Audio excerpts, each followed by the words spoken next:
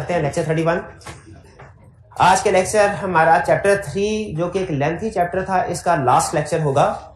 इसमें हम कल की होम असाइनमेंट भी डिस्कस करेंगे, 5-6 क्वेश्चन थे, और फिर उसके बाद हम लास्ट कंसेप्ट की तरफ चलेंगे। लास्ट कंसेप्ट ही है ना, लिमिटेशंस वाला। हाँ, इसमें छोटे छोटे, इस लर्निंग ऑब्जेक्टिव में छोटे छोटे 6-7 कंसेप्ट हैं, लेकिन सारे के सारे concept exam point of view से अहम है, और आई कैप खास तौर पे केस स्टडीज में इनकी टेस्टिंग कर सकता है।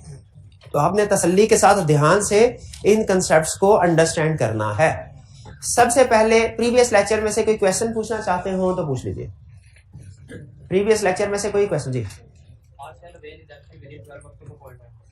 और will avail exemption with in 12 month. हमने ये स्टडी किया था, जिसको इंडिपेंडेंट डायरेक्टर बनाया जाए, उसने एक डायरेक्टर्स का ट्रेनिंग प्रोग्राम है, उसको पूरा करना है।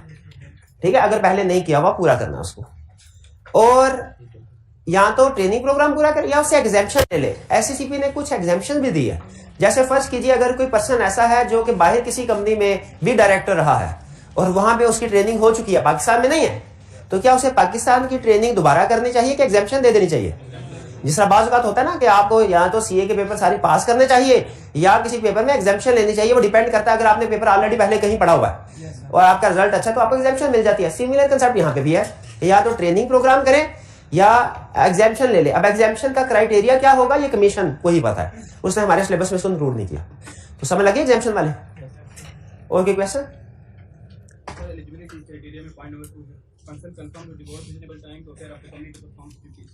जी, एलिजिबिलिटी क्राइटेरिया में उसने लिखा है कि पर्सन कमिट करेगा कि वो रीजनेबल टाइम डिवोट करेगा। क्योंकि देखिए, इंडिपेंडेंट डायरेक्टर है ना, तो कंपनी में तो उसने कभी कभार आना है। उसकी असल तो शायद वो किसी और जगह जॉब कर रहा हो, में भी, या कोई और उसकी कमिटमेंट मसरूफियात हो। तो यहाँ पे उससे हम कमिटमेंट लेंगे कि जब कभी मीटिंग होगी आपने रीजनेबल टाइम हमें देना है उस मीटिंग के लिए। ठीक है, ये नहीं कि आप इंडिपेंडेंट डायरेक्टर इलेक्ट तो हो जाए, अपॉइंट हो जाए, और जब मीटिंग का टाइम आए तो आप कहें मेरी दूसरी मसरूफियात है। क्योंकि एग्जीक्यूटिव डायरेक्टर की प्रॉब्लम नहीं होती, वो तो मीटिंग में मौजूद होते हैं, तकरीबन वो कंपनी में रहते हैं। ये जो इंडिपेंडेंट डायरेक्टर बाहर से आते हैं ना, ये सम टाइम कुछ इनकी दूसरी मसरूफियात होती हैं। तो इसलिए उनसे ये कमिटमेंट ली जा रही है कि आप हमें कमिटमेंट दीजिए कि आप रीजनेबल टाइम हमारी कंपनी को देंगे जब कभी मीटिंग वगैरह हम कॉल कर रहे होंगे। तो क्लियर होगी ये बात? और material business relationship, material business relationship को लॉ ने डिफाइन नहीं किया कि इसका क्या मतलब है, लेकिन इसका मतलब कॉमन सेंस वाला ये है कि अगर ज्यादा बिजनेस डीलिंग्स हो रही हो दो पार्टीज के दरमियान में, जैसे फर्स्ट कीजिए, एक छोटी सी एग्जांपल देता हूं। पाकिस्तान में जो होंडा कंपनी गाड़ियां बनाती है, वो अपना जितना भी गाड़ियां बनाने के लिए रॉ मटेरियल है, जिसे शायद वो कंप्लीटली नॉक डाउन यूनिट कहते हैं, वो सारे का सारा जापान वाली कंपनी से मंगवाती हैं। तो इसका मतलब ये हुआ जापान वाली कंपनी का एक उनके लिए एक रूटीन का सप्लायर है, या कि इनका बिजनेस सिग्निफिकेंट बिजनेस रिलेशनशिप है, सिग्निफिकेंट बिजनेस रिलेशनशिप है। ठीक है, तो जब ये हो तो फिर वो कंपनीज भी इंडिपेंडेंट नहीं, वो पार्टी भी इंडिपेंडेंट नहीं रहेगी। इसी तरह अगर कोई इंडिविजुअल है, वो कंपनी को 30, 40, 50% सेल सप्लाई कर रहा है, या कंपनी की 30, 40, 50% सेल उस कस्टमर को हो रही है, तो क्या उसको हम इंडिपेंडेंट डायरेक्टर के आपको बताएं, क्या वो इंडिपेंडेंट डायरेक्टर होगा? नहीं होगा। यही है मटेरियल बिजनेस रिलेशनशिप, कि सिग्निफिकेंट बाइंग एंड सेलिंग जो पर्सन कर रहा हो कंपनी के साथ, वो सिग्निफिकेंट बिजनेस रिलेशनशिप कहलाता है। और कोई क्वेश्चन? जी, क्रॉस डायरेक्टरशिप नहीं समझ आई? इसका मतलब यह है कि अगर एक डायरेक्टर किसी दूसरी क्रॉस में नदर किसी अदर कंपनी में भी डायरेक्टर है, तो उस कंपनी के डायरेक्टर इंडिपेंडेंट नहीं है, क्योंकि उनका इनडायरेक्टली रिलेशनशिप है इस डायरेक्टर के साथ। ठीक है, यह है क्रॉस। क्रॉस का मतलब होता है अदर कंपनी। जी,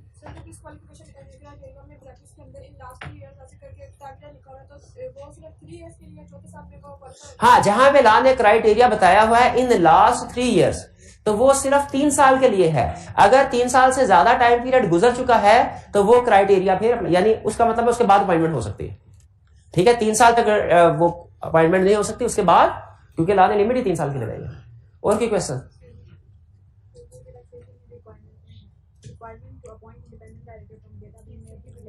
हाँ, मे बी, हाँ, नॉर्मल रूल देखिए, कमीशन ने ना अपने पास कुछ पावर्स रखी होती हैं कि लॉ के अलावा भी मेरे पास भी कुछ पावर्स होनी चाहिए। वो हमने उससे पहले भी देखी है कि अगर लाइसेंस रिवोक करना हो, हमने चैप्टर 1 में पढ़ा था, तो एंड में लिखा था कमीशन इसके अलावा भी अगर कोई मुनासिब समझेगा, कमीशन थे क्या था, जस्ट एंड इक्विटेबल, तो वो लाइसेंस रिवोक कर देगा। ये शायद कोर्ट के बारे में लिखा हुआ था। तो इसी तरह यहां पे भी उसने ये लिखा है कि नॉर्मली इंडिपेंडेंट डायरेक्टर उस डाटा बैंक से सेलेक्ट किया जाएगा जो ऑथोराइज्ड इंस्टीट्यूट या बॉडी की वेबसाइट पे डाटा बैंक मेंटेन किया जा रहा है, वहां से। लेकिन अगर कमीशन चाहे तो उस लिस्ट के अलावा भी किसी को इंडिपेंडेंट डायरेक्टर अपॉइंट होने की इजाजत दे सकता है। सिमिलर कंसेप्ट हम लास्ट चैप्टर में पढ़ेंगे अपने, उसमें लिक्विडेटर का कंसेप्ट है कि जब कंपनी खत्म हो रही है ना, वाइंड अप हो रही हो, तो लिक्विडेटर अपॉइंट होता है। लिक्विडेटर की एक सरकारी लिस्ट है, तो वहां पे भी कंसेप्ट यह है कि लिक्विडेटर उस लिस्ट में से अपॉइंट होगा। लेकिन नीचे लिखा हुआ है कि अगर उस लिस्ट के अलावा भी किसी को लिक्विडेटर अपॉइंट करना हो तो वो अथॉरिटीज के पास पावर है, वो कर सकते हैं। तो सिमिलर यहां भी इंडिपेंडेंट ऑडिटर भी, सॉरी इंडिपेंडेंट डायरेक्टर भी जनरल रूल क्या है, उस लिस्ट में से जो डाटा बैंक है उस लिस्ट में से आएगा। लेकिन अगर उस लिस्ट के अलावा किसी को इंडिपेंडेंट डायरेक्टर अपॉइंट करना हो वो भी हो सकता है। कमीशन ने कहा मेरे पास अथॉरिटी है, मैं जो चाहूं कर लूं, इस कंपनीज के हवाले से जी। और जो protection to non executive director independent director को दी गई, वो सिर्फ लिस्टेड कंपनी के लिए दी गई। प्रोटेक्शन टू नॉन एग्जीक्यूटिव और इंडिपेंडेंट डायरेक्टर दी गई लिस्टेड कंपनीज, साथ लिखा हुआ शायद। क्या ये सिर्फ लिस्ट, क्या पब्लिक कंपनी, पब्लिक सेक्टर, क्या ये प्राइवेट कंपनी के लिए नहीं है? याद रखें ये रिक्वायरमेंट ही जो इंडिपेंडेंट डायरेक्टर की और नॉन एग्जीक्यूटिव डायरेक्टर की है ना, ये रिक्वायरमेंट ही लिस्टेड कंपनी के लिए। अनलिस्टेड कंपनी में, जो प्राइवेट कंपनी में ये होते ही नहीं है, तो उनकी एग्जेम्पशन का भी सवाल ही पैदा नहीं होता। ये कहीं पे लिखा हुआ है उसने, इंडिपेंडेंट डायरेक्टर का कंसेप्ट सिर्फ लिस्टेड कंपनी के केस में अप्लाई होगा। ठीक है, लिखा हुआ, हाँ बिल्कुल। और भी क्वेश्चन? चलिए नेक्स्ट, अब हम चलते हैं अपने होम असाइनमेंट की तरफ। Under the provisions of companies act discuss the manner of selection of independent director. Independent director का मैनर ऑफ, प्रोसीजर नहीं बताना डिटेल, क्योंकि 2 नंबर है सिर्फ। अगर ज्यादा मार्क्स होते हैं तो हम डिटेल प्रोसीजर भी बताते। प्रोसीजर बताने की जरूरत नहीं है, मैनर बता दीजिए। सिलेक्शन होती कैसे है, कहां से होती है इंडिपेंडेंट डायरेक्टर की सिलेक्शन? डाटा बैंक से, जो किसने मेंटेन किया होगा? इंस्टीट्यूट ने। ठीक है, बिल्कुल। और जो विलिंग कैंडिडेट्स होंगे वो उसमें अपने पर्टिकुलर्स को अपडेट करेंगे। नहीं, ये ज्यादा प्रोसीजर बताने की जरूरत नहीं है, क्योंकि प्रोसीजर उसने आगे नीचे वाले पार्ट्स में पूछे हुए हैं। B, under the provisions of companies manner and selection of independent director regulation 2018, list down the eligibility criteria for a person who is desirous of including his or her name on data bank of independent directors maintained by any institute, body or association as notified by commission. सबसे अहम लफ्ज क्या है भला इसमें? Eligibility criteria, इसको underline कीजिए। और दूसरा एलिजिबिलिटी क्राइटेरिया किसका? इंडिपेंडेंट डायरेक्टर, इसको भी अंडरलाइन करें, क्योंकि रेगुलर डायरेक्टर का भी एलिजिबिलिटी क्राइटेरिया है, लेकिन वो रेगुलर डायरेक्टर का क्राइटेरिया नहीं पूछ रहा, किसका पूछ रहा है? इंडिपेंडेंट डायरेक्टर का एलिजिबिलिटी क्राइटेरिया। तो लिख देंगे, पॉइंट्स याद हैं? मुझे सिर्फ वो पॉइंट्स बता दीजिए जिनमें कोई टाइम पीरियड आता है 3 साल जैसे। याद है मेरे भाई को? मुझे नहीं याद। एलिजिबिलिटी, अच्छा हाँ, वो हाँ, यहां पे क्वेश्चन ये है, उसने एलिजिबिलिटी क्राइटेरिया पूछा है। एलिजिबिलिटी क्राइटेरिया क्या होगा? क्या इन एलिजिबिलिटी क्राइटेरिया बताना चाहिए? नहीं पूछा। और मार्क्स भी कम है, अगर मार्क्स ज्यादा होते ना तो शायद फिर मैं इन एलिजिबिलिटी क्राइटेरिया भी बता देता, लेकिन यहाँ पे स्पेसिफिकली उसने पूछा ही एलिजिबिलिटी है और मार्क्स भी कम है। क्या है एलिजिबिलिटी क्राइटेरिया? अगर ग्रेजुएट या मेंबर ऑफ प्रोफेशनल बॉडी है 5 year experience, otherwise 15 year relevant experience plus commit करे कि वो रिजनेबल टाइम डिवोट करेगा कंपनी, और ट्रेनिंग प्रोग्राम भी ले with in 1 year of appointment या एग्जामिशन ले से। Second, state the responsibilities of a person whose name has been included in data bank of independent director and has received an offer to be independent director on the board of listed company. इसमें सबसे अहम लफ्ज क्या है? Responsibilities of a person, person की responsibility, company की responsibility नहीं पूछ रहा, पर्सन की, इंडिविजुअल की क्या रिस्पॉन्सिबिलिटीज होंगी? कि वो उस क्राइटेरिया को, अपने पर्टिकुलर्स, अपनी इंफॉर्मेशन जो उसने सबमिट करवाई है करेक्ट हो, अपडेटेड हो, क्राइटेरिया मीट कर रहा हो, और जब उसकी नॉमिनेशन हो जाए वो ट्रेनिंग प्रोग्राम कंप्लीट करे, ये भी उसकी रिस्पॉन्सिबिलिटी है। और क्या करे? कंसेंट देगा बिल्कुल, और अपनी अंडरटेकिंग देगा क्या कि क्राइटेरिया मीट करता है। भाई ये रिस्पॉन्सिबिलिटीज हैं, यही है उस पर्सन की जो इंडिपेंडेंट डायरेक्टर अपॉइंट हो रहा है। Next, briefly discuss responsibility of listed company, responsibilities of company underline करें, which is considering to appoint and independent director from data bank. क्या रिस्पॉन्सिबिलिटीज है? ड्यू डिलिजेंस इसने करनी है और उससे क्या था, नॉन जुडिशियल स्टैम्प पेपर पे अंडरटेकिंग ऑब्टेन, किस चीज की अंडरटेकिंग कि वो रिक्वायरमेंट पूरी, यानी इंडिविजुअल की रिस्पॉन्सिबिलिटी है कि उसने ये अंडरटेकिंग देनी है और कंपनी की रिस्पॉन्सिबिलिटी है कि अंडरटेकिंग ऑब्टेन करे। क्वेश्चन 6 में कोई प्रॉब्लम, ठीक है, इसमें सिर्फ आपने ये ध्यान में रखना कि उसने का पूरा प्रोसीजर एक ही क्वेश्चन में नहीं पूछ लिया, बल्कि उसने पार्ट्स बना लिए। जब वो पार्ट्स बना लेता है क्वेश्चन ज्यादा खतरनाक हो जाता है, क्योंकि अब हमें ये देखना है कि कौन से वाले पॉइंट्स किस पार्ट से रेलिवेंट है। अगर वो एक ही हमें 8-10 नंबर का क्वेश्चन दे देता और कहता सारे प्रोसीजर बताओ, वो हमारे लिए आसान होता, क्योंकि उसमें हमें फिर ये ध्यान रखने की जरूरत नहीं थी कि किस पार्ट में कौन सा पॉइंट आना है। क्वेश्चन 6 क्लियर, आगे चले। जी जी जी बैठ, ये एसी का एयर फ्लो पर कर दो। 7 Goldfish Limited GL is a public unlisted company with paid up share capital of rupees 200 million divided into 20 million ordinary shares of rupees। Information दे रहा है। अच्छा, पहले रिक्वायरमेंट, हमारी आदत है हम रिक्वायरमेंट बड़ा करते हैं। Under the provisions of company act 2017 discuss the validity of Zakir Hussain demand. इसका मतलब है कोई पर्सन है जाकिर हुसैन, उसने कुछ डिमांड किया है, हमने देखना है वो डिमांड वैलिड है कि नहीं। Also list grounds under which he may not be elected on GL's board, और बताइए वो कौन सी ग्राउंड्स हैं जिनमें वो जीएल के बोर्ड पे अपॉइंट नहीं। ये बोर्ड से क्या मुराद है? Board of director. चलिए ये तो हमें पता चल गया कि वो कौन सी सिचुएशन है जिनमें वो डायरेक्टर्स अपॉइंट नहीं हो सकता। लेकिन अब हमने ये देखना है कि ये रेगुलर डायरेक्टर की बात कर रहा है कि इंडिपेंडेंट की। ये क्वेश्चंस को पढ़ के कंफर्म होगा, मुझे भी बज़ाहिर यही लग रहा है कि उसने स्पेसिफाई नहीं किया हुआ ना इंडिपेंडेंट डायरेक्टर, तो ये रेगुलर डायरेक्टर की बात। इसमें जो इनएलिजिबिलिटी क्राइटेरिया बताना है कि एलिजिबिलिटी, इनएलिजिबिलिटी मुझे लग रहा है कि चूंकि मेंशन नहीं किया रेगुलर ही होगा, लेकिन एहतियातन एक दफा क्वेश्चन पढ़ के फिर फाइनल डिसीजन करूंगा मैं। तो एक पार्ट तो हमने कर लिया, आल्सो के बाद वाला पार्ट तो कर लिया। आल्सो से पहले वाला पार्ट रह गया, discuss the validity of Zakir Hussain, कि उसकी डिमांड वैलिड है कि नहीं। B assuming that Zakir Hussain is eligible to be appointed, नजर तो नहीं आ रहा होगा आपको, is eligible to be appointed on GL's board, state the procedures to be followed by GL for his appointment. अब वो एलिजिबल है तो क्या प्रोसीजर होगा उसको बोर्ड में ऐड करने के लिए। जरा देख लेते हैं ये जाकिर हुसैन भाई हैं कौन, आए कहां से हैं, इनकी इतनी अहमियत है, इनको वीआईपी प्रोटोकॉल मिल रहा है। कह रहा है फॉलोइंग डायरेक्ट, ये कंपनी के बारे में इंफॉर्मेशन, पब्लिक अनलिस्टेड कंपनी, किसको अंडरलाइन करना है, अंडरलाइन कीजिए फिर अनलिस्टेड को। Following directors were elected in GL's AGM held on 25 October 2020। ये डायरेक्टर्स अपॉइंट हुए हैं एजीएम में, ठीक है, 2020। तारिक अली, मुनीम अहमद, अरीब खान, सिद्दीक गनी, जिया गोरी, रहीम जहीर, फवाद जिया वगैरह वगैरह। 1 2 3 4 5 6 7 मिनिमम नंबर की रिक्वायरमेंट पूरी हो रही है।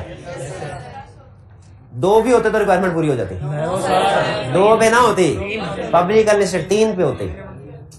अच्छा, ये सारे डायरेक्टर्स बन चुके हैं कि इन्होंने इलेक्शन में हिस्सा लिया है? इसका मतलब है जो लास्ट डायरेक्टर जिसने वोट लिए वो कितने हैं? आपको पता है ये लास्ट डायरेक्टर के वोट हमारे लिए बहुत अहम होते हैं। किस सिचुएशन में?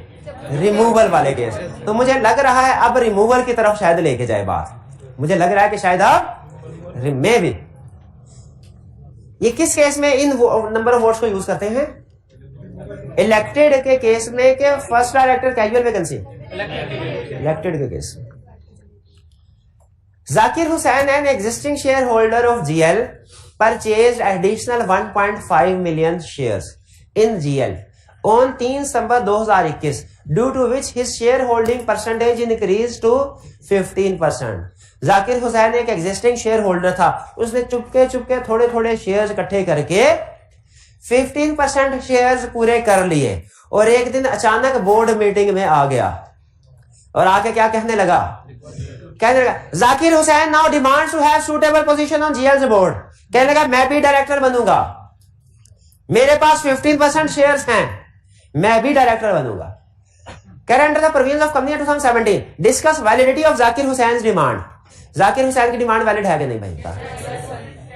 अब कोई नहीं बोलेगा। जाकिर हुसैन की डिमांड इसलिए वैलिड है क्योंकि इसके पास 10% से ज्यादा शेयर्स हैं। ट्रू और फॉल्स? फॉल्स तो ट्रू क्या?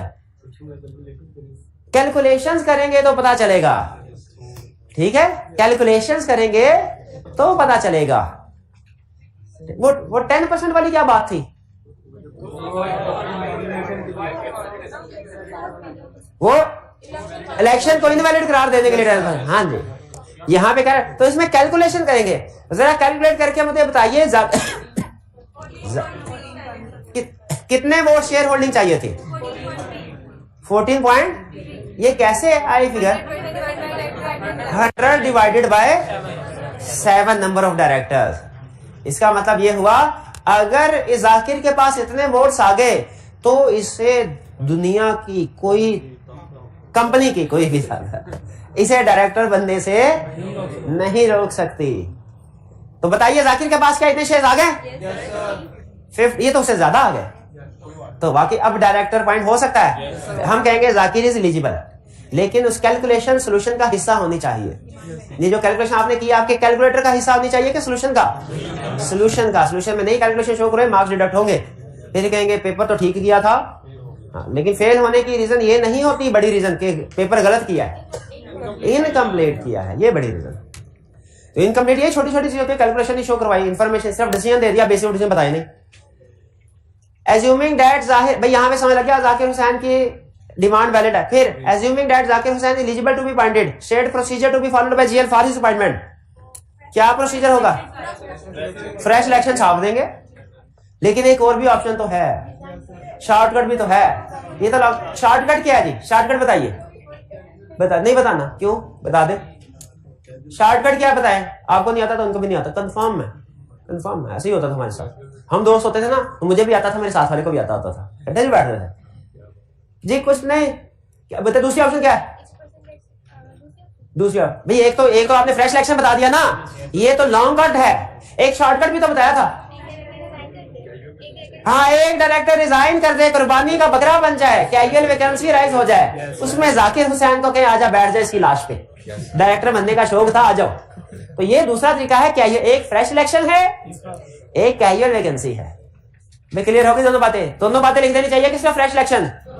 अगर टाइम कम हो सिर्फ एक लिख सकते हैं, कौन सी लिखेंगे? Fresh election. शाबाश।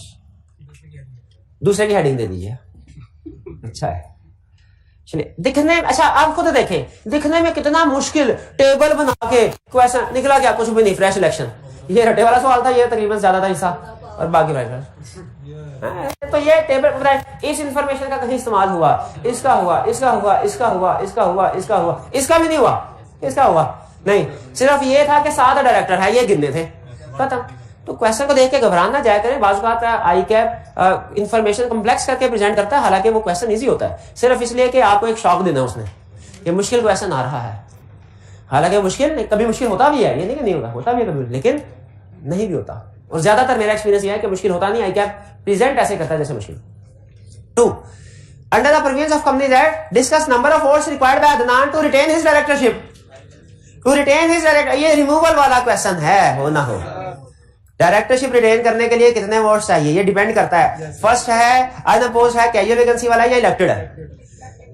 और फिर इसके बाद second, what would be your answer in first about if Adnan was elected unopposed in election of directors. Formula किसमें लगेगा? अनअपोज्ड में। और अगर इलेक्ट हुआ तो कौन सा रूल लगेगा? मिनिमम नंबर वाला। ठीक है जी। कह रहा है Cartier metal limited a public unlisted company, किसको अंडरलाइन करना है? Has made up capital of rupees 500 million ordinary share of rupees 100 each. Number of shares कितने हैं? नंबर ऑफ शेयर्स कितने हैं? नंबर ऑफ शेयर्स कितने हैं? नंबर ऑफ शेयर्स कितने हैं? नंबर ऑफ शेयर्स कितने हैं? जब तक सही नहीं बताएंगे पूछता जाऊंगा। नंबर ऑफ शेयर्स कितने हैं? गलत। 500 मिलियन के साथ रुपीज लिखा हुआ है। और ये हाँ जी, 5 paid up capital of rupees 500 million. आगे लिखा है ordinary share of ₹100 is 5 million. Oven एक कोई बात नहीं, लेकिन ये एग्री करते हैं ना, आपने समय 500 मिलियन को ऑर्डिनरी शेयर के साथ जोड़ दिया है, हालांकि 500 मिलियन ने जुड़ना था रुपीस के साथ, और ये ordinary share of ₹100 is, ordinary share ने 100 के साथ जुड़ना था। चाल खेली नहीं है, आप बहुत मासूम हैं। ईपीएस नहीं बढ़ा, ईपीएस में ऐसे होता था। ईपीएस क्या होती है? नहीं पढ़े? हाँ, उसमें कैलकुलेशन होती है, उसमें भी ये इसी तरह की कहानी घुमाता है। चले अच्छा किया, आइंदा ईपीएस की मिसाल दे दिया करूंगा। On 8 February, the election of board of directors CML was held in general meeting. Following were the result of the election of Adnan Abdullah. ये तो वायलेशन होगी, 7 डायरेक्टर होने थे, तो 4 है। ओके अनलिस्टेड, ठीक है, ठीक है, 3 होने थे, ठीक है। और एक नंबर रिजल्ट ऑफ 4 भी नहीं है, 3 है। अदनान कामयाब, अब्दुल्ला कामयाब, इहामी कामयाब, अरमगान not selected. On 1 March, CL's board decided to remove Adnan due to his involvement activity. उन्होंने रिमूव करने की कोशिश की। अब बताइए, एक तो डायरेक्टर नहीं कर सकते, मेंबर्स करेंगे, क्या मेंबर्स भी इसको रिमूव कर सकते हैं? अगर उसके पास, अब पहली option, number of votes required to retain, कितने वोट्स उसके पास होंगे तो डायरेक्टरशिप रिटेन रहेगी? 5.5 नहीं जो उसने लिए थे, बल्कि 2.5 जो लास्ट सक्सेसफुल था। 2.5 डॉलर्स नहीं यार, तेरा कहां से उठा के लाते हो वैसे? फिर discuss number of votes 2.5 million. Second, what would be your answer if Adnan was elected on the post in election of directors? तो कितने होंगे? फिर तो थे total number of shares, cash number shares कितने? 5 मिलियन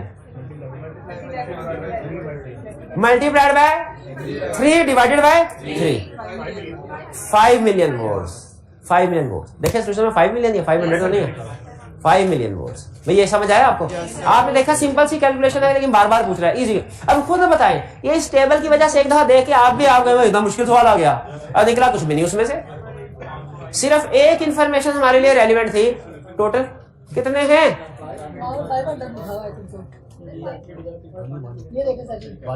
5 नहीं 5 मिलियन कर ले इसको, 5 मिलियन कर, मुझे लग रहा था मैं गिरा कर जाऊंगा। ठीक है 5। अगर ये रुपीस को काट देना, रुपीस को, तो फिर ये 500 मिलियन ऑर्डिनरी शेयर ही बन जाएगा, लेकिन रुपीस की वजह से हम कह रहे हैं कि ये 5। हाँ, तो एग्जाम में आपने ध्यान रखना है इस चीज का। मेरे ख्याल में ये रुपीस 500 मिलियन ही है, सोल्यूशन में इसको 5 मिलियन होना चाहिए, सोल्यूशन में इसको 5 मिलियन होना चाहिए, 500 नहीं। 5 मिलियन कर ले, ये ऑनलाइन वाले स्टूडेंट्स भी कर ले। आगे चलते हैं जी, next. Ali, Sabra, Ubaid and Aamir were the subscriber of Nancy Limited, which was incorporated on 1st January 2020 to carry on business of trading of leather jackets. In the first annual general meeting, they were elected as NS director. अच्छा, subscriber कितने थे? 3। इनके अलावा कोई और भी था? नहीं, ये थे अली, साबरा, बस के 4 थे, और डायरेक्टर्स भी यही 4 बन गए। On 1st March 20 Nancy limited private है कि पब्लिक है?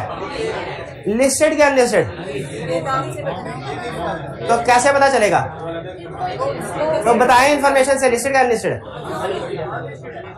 अनलिस्टेड है, ट्रेडिंग की वजह से नहीं है अनलिस्टेड। हाँ आएगा, सही कंसेप्ट है। ये किस, ये लिस्टेड कंपनी है कि अनलिस्टेड कंपनी? अनलिस्टेड। कैसे पता चला अनलिस्टेड? नंबर ऑफ डायरेक्टर 4 है, तो क्या हुआ? हाँ, लिस्टेड होती तो कम से कम 7 होते नंबर ऑफ डायरेक्टर। शाबाश। तो ये कौन सी कंपनी है? अनलिस्टेड। कैसे पता चला?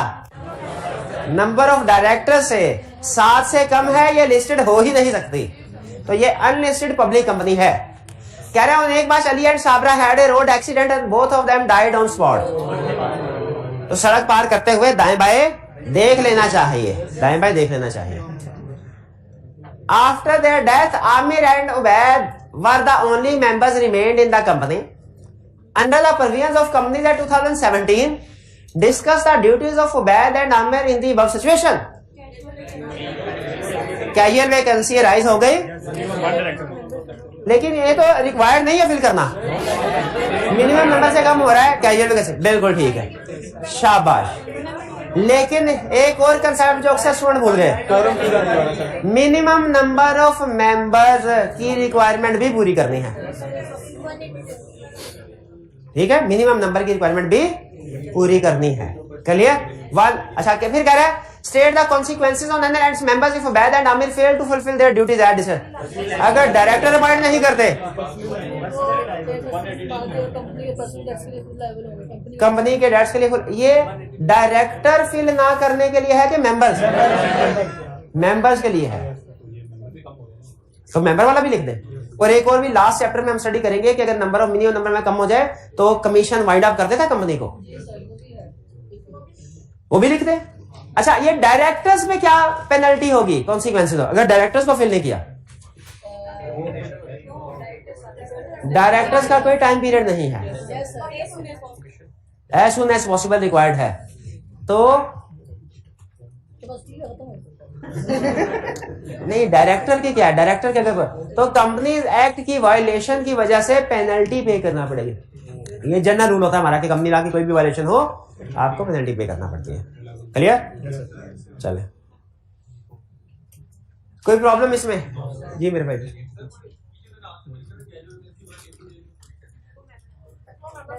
कैजुअल वैकेंसी 180 डेज में पूरी करनी, वो मेंबर की बात कर रहे हैं, मेंबर, डायरेक्टर वाली नहीं। डायरेक्टर्स की कैजुअल वैकेंसी का टाइम है कितने डेज? अनलिस्टेड नहीं है, लिस्टेड के लिए कितना है? 90 डेज है, लेकिन वो सिर्फ लिस्टेड के लिए, अनलिस्टेड के लिए टाइम पीरियड नहीं, नो स्पेसिफाइड टाइम, बिल्कुल ठीक। चलिए, ये हमारी असाइनमेंट होगी complete. During the past 12 months, Mr. Sohail's holding in shares of ABC Limited has increased to 13%.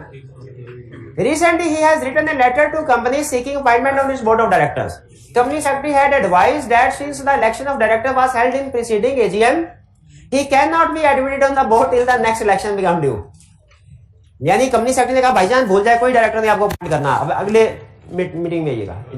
Mr. Sohail is not satisfied with the response and has sought your advice on the matter. You are required to briefly discuss what course of action is available to him. उसने 14% share, क्या company secretary सही कह रहा है? नहीं, यहाँ पे चूंकि नंबर ऑफ डायरेक्टर्स नहीं बताया, लिस्टेड कंपनी है, यहाँ पे टोटल नंबर ऑफ डायरेक्टर्स नहीं बताया, तो इसलिए हम इफ करके बात करेंगे कि इफ रिक्वायर्ड शेयर होल्डिंग पूरी हो गई है तो पॉइंट हो सकता है, वो नोटिस देगा, फ्रेश इलेक्शन कंपनी करवाने की जिम्मेदार है।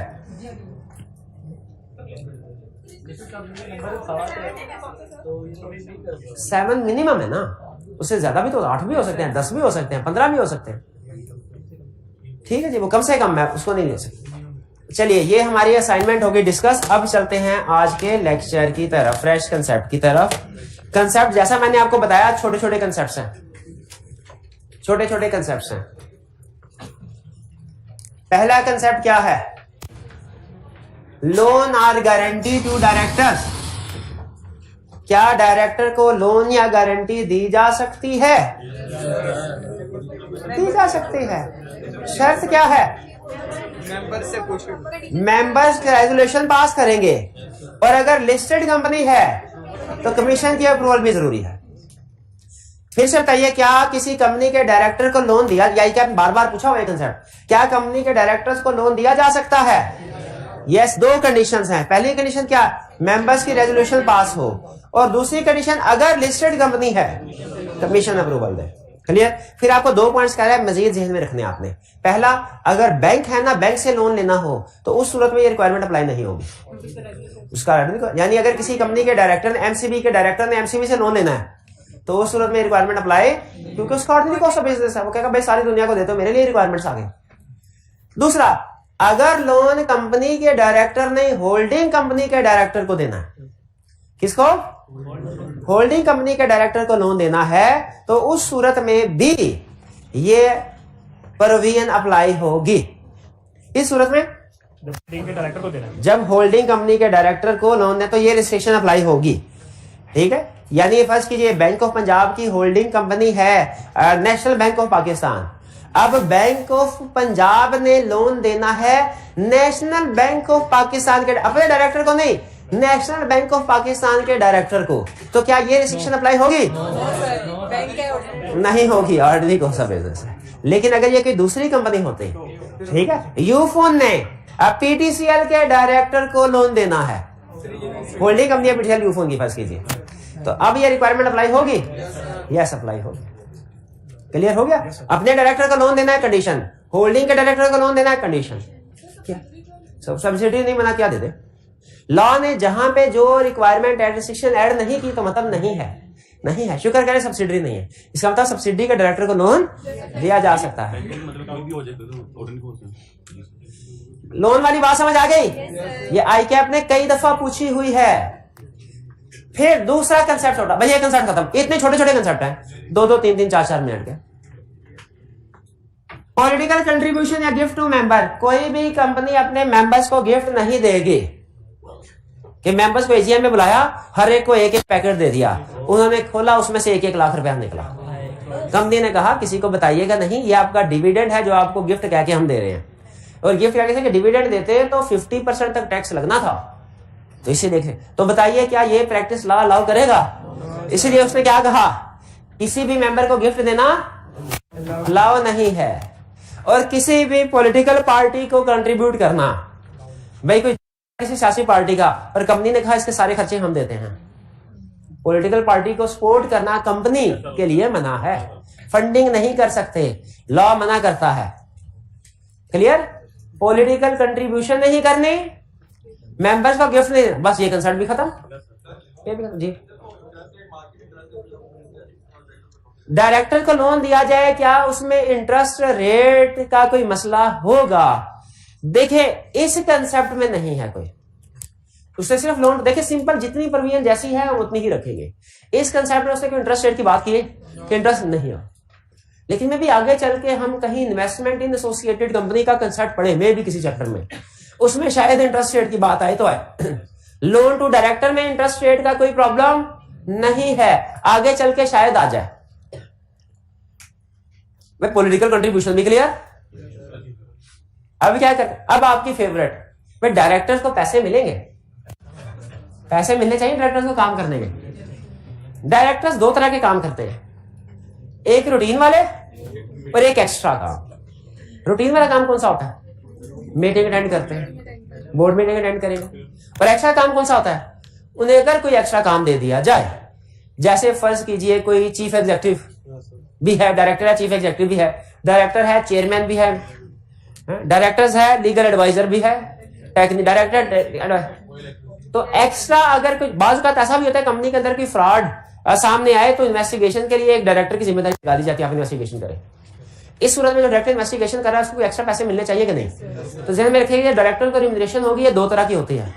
कौन कौन सी? एक मीटिंग, बोर्ड मीटिंग अटेंड करने की, और दूसरा ठीक है, जो बोर्ड मीटिंग वाली रूटीन की होती है ना, इसकी रिम्यूनरेशन ऑलरेडी आर्टिकल्स के अंदर स्केल बनाए गए होते हैं कि सीनियर डायरेक्टर होगा उसको एक मीटिंग अटेंड करने का मैक्सिमम 1 लाख दिया जाएगा। ठीक है, सीनियर डायरेक्टर ज्यादा तजुर्बे, डायरेक्टर्स पावर में एक बराबर होते हैं, रिम्यूनरेशन में हो सकता है डिफरेंस ऑफ स्केल्स हो ना, सीनियर हो और कुछ जूनियर हो, कुछ का एक्सपीरियंस फ्रेश होते हैं ना, फ्रेश बंदे की तनख्वाह और पुराने की तनख्वाह एक बराबर होनी चाहिए क्या?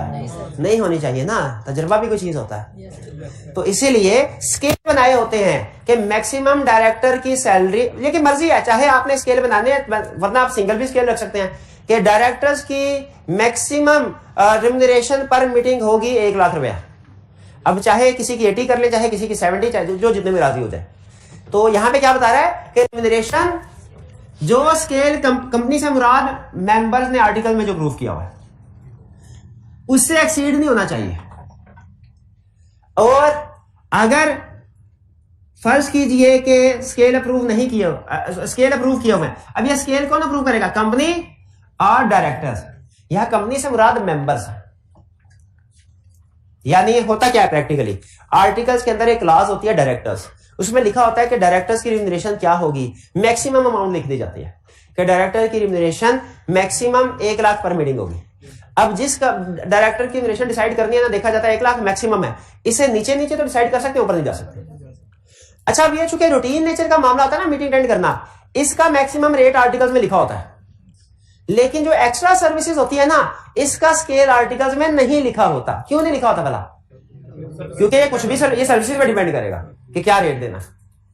ठीक है, तो इसका रेट कौन डिसाइड करेगा? एक्स्ट्रा सर्विसेज का बोर्ड या company as per articles. Articles में अगर शायद कुछ लिखा हुआ है तो उसके मुताबिक रेट डिसाइड होगा, वरना बोर्ड ऑफ डायरेक्टर्स भी कर सकते हैं और कंपनी भी। अच्छा, इसमें इंटरेस्टिंग चीज सुनी है कि स्टूडेंट कहने लगा सर इन दोनों कंसेप्ट्स को मिला के मुझे यह समझ आई है कि डायरेक्टर की रिम्यूनरेशन डायरेक्टर खुद ही डिसाइड कर रहे हैं। तो इसका जवाब है नहीं, वो खुद डिसाइड कर रहे हैं, लेकिन आर्टिकल्स के अंदर रहते रहते। दोनों जगह पे देखिए उसने कहा हुआ है in accordance with articles, article से बाहर नहीं जाना। रिम्यूनरेशन की बात समझ आ गई? जब कभी आई कैप रिम्यूनरेशन का क्वेश्चन पूछेगा, आपने फौरन ये देखना है कि क्या ये बोर्ड मीटिंग की बात कर रहा है कि एक्स्ट्रा सर्विसेज की। बोर्ड मीटिंग की बात कर रहा है तो आपके सोल्यूशन में स्केल का वर्ड आना चाहिए। ठीक है, और अगर एक्स्ट्रा सर्विसेज की बात कर रहा है फिर स्केल का वर्ड नहीं आएगा, और दोनों जगह पे आर्टिकल्स का लफ्ज आना चाहिए कि नहीं आना चाहिए? आना चाहिए, बिल्कुल। आर्टिकल्स की कंप्लायंस होना जरूरी है जी। आपने कहा था कि जो इनसाइड ऑफ कंपनी होता है तो वो कंपनी का लफ्ज और डायरेक्टर्स का लफ्ज डायरेक्टर्स के लिए होता है। हाँ बिल्कुल, असल में होता यह है कि जो लफ्ज होता है कंपनी का, ये जेनेरिक वर्ड है। लफ्ज कंपनी का मतलब यह होता है कि इसमें अगर डायरेक्टर कंटेक्स्ट से हम डिसाइड करते हैं, इसका मतलब क्या है। लफ्ज कंपनी का कभी मतलब होगा मेंबर्स, कभी मतलब होगा डायरेक्टर, और कभी होगा दोनों, क्योंकि दोनों के लिए कॉमन वर्ड बोला। जैसे एक वर्ड होता है ना सिक्योरिटीज, वो शेयर्स के लिए भी बोला जाता है, वो डिबेंचर, लेकिन किस जगह इसका मतलब शेयर है, किस जगह इसका मतलब डिबेंचर है, ये आप कंटेक्स्ट से डिसाइड करते हैं। उसी तरह जब हम कहते हैं shall be determined by company, तो ये इसे में कंपनी से बात कभी होंगे मेंबर्स और कभी होंगे डायरेक्ट, ये कंटेक्स्ट बताएगा कि क्या। आगे चलते हैं जी। Next assignment of office. Assignment of office का मतलब क्या है कि क्या एक डायरेक्टर अपनी जगह किसी दूसरे को डायरेक्टर अपॉइंट कर सकता है? इसमें दो कंसेप्ट है, एक है असाइनमेंट ऑफ ऑफिस, एक है अपॉइंटमेंट ऑफ अल्टरनेट या substitute director. Assignment of office में कितने कंसेप्ट है? दो। कौन कौन से? एक असाइनमेंट और एक उससे रिलेटेड है अल्टरनेट। दोनों में फर्क क्या है? असाइनमेंट का मतलब है अपनी जगह पक्का पक्का किसी दूसरे को डायरेक्टर बनाना, और अपॉइंटमेंट ऑफ अल्टरनेट या सब्स्टिट्यूट डायरेक्टर का मतलब है अपनी जगह पे किसी दूसरे को आर्जी तौर पे डायरेक्टर बनाना। लॉ ने कहा पक्का पक्का डायरेक्टर यानी असाइनमेंट ऑफ ऑफिस तो पॉसिबल है ही नहीं, उसकी इजाजत नहीं है। ठीक है, तो जो अल्टरनेट या सब्स्टिट्यूट डायरेक्टर आर्जी तौर पे है, इसको अपॉइंट कर सकते हैं। इसकी कंडीशन है, पहली कंडीशन, अगर कोई डायरेक्टर 90 दिन के लिए पाकिस्तान से बाहर जा रहा है तो वो अपनी जगह पे किसी को अपॉइंट कर सकता है। दूसरी कंडीशन, बोर्ड ऑफ डायरेक्टर से अप्रूवल लेनी पड़ेगी कि मेरी जगह पे इसको अप्रूव कर दें क्या अल्टरनेट। तीसरी कंडीशन, जैसे ही ये पर्सन पाकिस्तान वापस आएगा, अल्टरनेट या सब्स्टिट्यूट डायरेक्टर खत्म, वो अपनी सीट छोड़ देगा। ठीक है, तो असाइनमेंट ऑफ ऑफिस जब कभी क्वेश्चन पूछे, आपने पहले आंसर करना है परमानेंट को सामने रखते हुए, ये assignment of office is not allowed. लेकिन साथ ही साथ चाहे पूछा या नहीं पूछा, क्वेश्चन में सिर्फ असाइनमेंट का लफ्ज बोलेगा, आपने जवाब देते हुए असाइनमेंट के साथ अल्टरनेट या सब्स्टिट्यूट डायरेक्टर को भी डिस्कस करना है कि assignment not possible, however alternate or substitute director can be appointed if, आगे रूल्स लिख दें, going abroad for more than 90 days, दूसरा अप्रूव्ड बाय डायरेक्टर्स, और तीसरा as soon as return Pakistan alternate substitute director will vacate office. उस दौरान कोई meeting वगैरह हुई तो वो जो अल्टरनेट सब्स्टिट्यूट डायरेक्टर है वो काम करेगा, सारे काम वही करेगा जो उस डायरेक्टर ने कर। बिल्कुल हाँ जी, रिम्यूनरेशन भी उसी को मिलेगी। नेक्स्ट है जी रिस्ट्रिक्शन ऑन ट्रांजैक्शन। ये मैनर ऑफ, ये मैक्सिमम डायरेक्टरशिप पढ़ा दिया हुआ है, आप समझ रहे हो, ये पढ़ाने में पढ़ा कि एक पर्सन मैक्सिमम 5 लिस्टेड कंपनी में डायरेक्टर हो सकता है, पढ़ाया था ना कल या परसों। और इसमें सब्सिडरी को काउंट करते हैं क्या? नहीं करते। यानी अगर एक कंपनी में भी डायरेक्टर है, सब्सिडरी में भी, तो उसको हमने कंसीडर करना। अच्छा, रिस्ट्रिक्शन ऑन डायरेक्टर के साथ कोई ट्रांजैक्शन की जा सकती है क्या? ध्यान से अब सुनना है ये कंसेप्ट, 5 मिनट का कंसेप्ट है, अगर ध्यान से सुनेंगे। बिल्कुल हो सकती है, डायरेक्टर के साथ कैश का लेना देना हो सकता है। अब ये ट्रांजैक्शन दो तरह की हो सकती है, एक कैश एक नॉन कैश। खुद बताइए किसमें ज्यादा मसला होता है? Non cash. नॉन। तो कैश ट्रांजैक्शन का रूल सिंपल है कि जो भी कैश ट्रांजैक्शन होगी थ्रू बैंक होगी, लेकिन अच्छा एक चीज में रखिएगा, ट्रांजैक्शन विद डायरेक्टर और कंसेप्ट है, non cash transaction with director और कंसेप्ट है। नहीं समझ आया आपको? ट्रांजैक्शन विद डायरेक्टर और कंसेप्ट है, non cash transaction with director और कंसेप्ट है। ट्रांजैक्शन विद डायरेक्टर लिख लें, ट्रांजैक्शन विद डायरेक्टर और कंसेप्ट है, non cash transaction with director और कंसेप्ट है। अब इसको डिटेल बाद में बताऊंगा, अभी सिर्फ ध्यान में रखें, क्योंकि डायरेक्टर के साथ ट्रांजैक्शन दो तरह की हो सकती है ना, तो नॉन कैश ट्रांजैक्शन हम पढ़, नॉन कैश ट्रांजैक्शन से मुराद क्या है कि उससे कोई एसेट खरीदा और बदले में भी एसेट दिया। नॉन कैश पता ना, बार्टर सिस्टम इकोनॉमिक्स में पढ़ा होगा कि एग्जाम है, इकोनॉमिक्स एग्जाम बड़ा अच्छा। ऐसे के बताए भाई, हमने माल रोड पे प्रॉपर्टी खरीदनी है, एक डायरेक्टर की ठोकर पे है, माल रोड पे हमारी ठोकर पे है, डायरेक्टर कहने लगा सर मेरी माल रोड वाली प्रॉपर्टी ले ले, बदले में ठोकर वाली मुझे दे दे। ये कौन सी एग्जांपल है? Non cash transaction. अच्छा सोच के मुझे बताइए इसमें आपको सबसे बड़ा रिस्क क्या लग रहा है? दोनों की वैल्यू में फर्क। एग्जैक्ट ये है पॉइंट जो समझाना चाह रहा है। कह रहा है डायरेक्टर के साथ नॉन कैश ट्रांजैक्शन कर सकते, बाहर से भी तो खरीदनी है, तो लेकिन आपको ये इंश्योर करना चाहिए कि ये ट्रांजैक्शन मार्केट वैल्यू पे है। तो सारी डिस्कशन उसकी मार्केट वैल्यू के ऊपर है। कह रहा है क्या डायरेक्टर के साथ नॉन कैश ट्रांजैक्शन कर सकते हैं? यस कर सकते हैं। शरायत क्या है? मेंबर्स की जनरल मीटिंग में अप्रूवल चाहिए, मेंबर्स की अप्रूवल, जैसे लोन टू डायरेक्टर्स के लिए अप्रूवल चाहिए, उसी तरह नॉन कैश ट्रांजैक्शन के लिए भी अप्रूवल चाहिए। जैसे लोन टू डायरेक्टर्स के लिए अप्रूवल चाहिए जनरल मीटिंग की, वैसे ही नॉन कैश ट्रांजैक्शन के लिए भी अप्रूवल चाहिए। और अप्रूवल के लिए रेजोल्यूशन जाएगी मीटिंग की। रेजोल्यूशन में क्या ये लिखा होगा एजेंडा? उसमें आपने सिर्फ ये प्रॉपर्टी नहीं लिखनी, इसकी वैल्यूएशन भी लिखनी है। और वैल्यूअर किसने की? उसी डायरेक्टर ने की हो या किसी एक्सपर्ट ने? Notice of resolution shall include particulars of property including valuation, including valuation.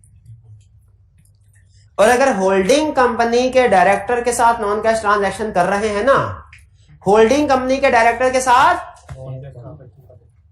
तो होल्डिंग कंपनी के मेंबर से भी अप्रूवल लेनी है। जैसे लोन टू डायरेक्टर्स में होल्डिंग कंपनी के डायरेक्टर्स को लोन देना था, उस पर भी रिस्ट्रिक्शन अप्लाई होते थे, अप्रूवल की जरूरत थी। और यहां पे होल्डिंग कंपनी को नॉन कैश ट्रांजैक्शन करनी है, तो होल्डिंग कंपनी के मेंबर्स की भी अप्रूवल चाहिए। नहीं समझ आया आपको? कैसे पता चलेगा आपको क्या गया समझ? मैं नहीं पूछूंगा, असाइनमेंट दी है, अगर असाइनमेंट कर पाए तो आपको समझ आ गई, और अगर असाइनमेंट ना कर पाए, खुद छोटे छोटे कंसेप्ट ही थे ना, मुश्किल था। बस मुझे ये मसला है कि जहां पे उसने होल्डिंग कंपनी का लफ्ज यूज किया है ना, कि ये रिक्वायरमेंट होल्डिंग पे भी, वहां पे आप मार खा सकते हैं, बाकी कंसेप्ट में मार नहीं खाएंगे होल्डिंग कंपनी में।